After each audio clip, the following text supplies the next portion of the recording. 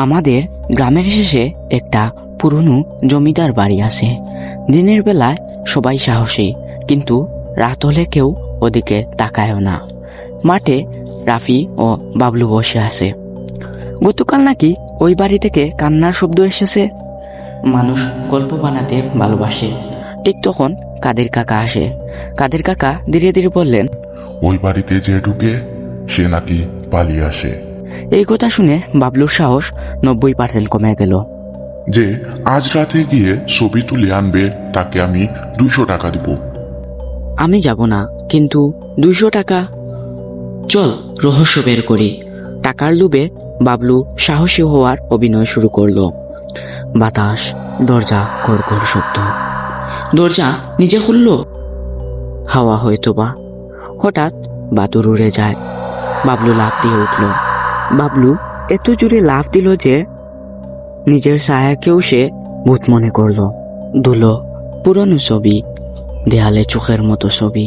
হঠাৎ উপরের থেকে শব্দ, ঠক ঠক। আমি বাইরে অপেক্ষা করি রাফি। না।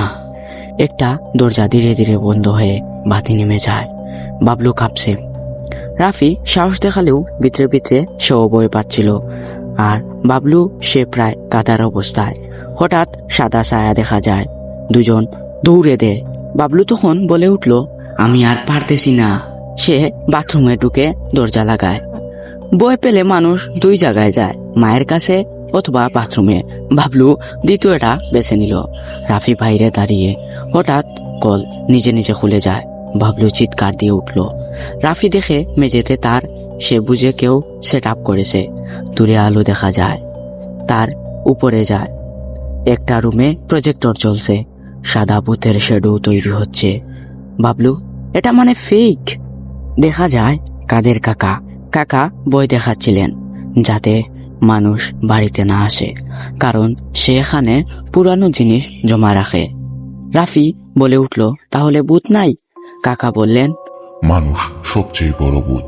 হঠাৎ পিছনে আসল অদ্ভুত শব্দ। সবাই থেমে যায়। দরজা নিজে বন্ধ। নীরবতা। একটা বিড়াল বের হয়। সবাই হাফ ছাড়ে। ভূত না থাকলেও ভয় কিন্তু সত্যি। আর ভয় পেলেই বাবলুর অবস্থা একই। সবাই হাসে।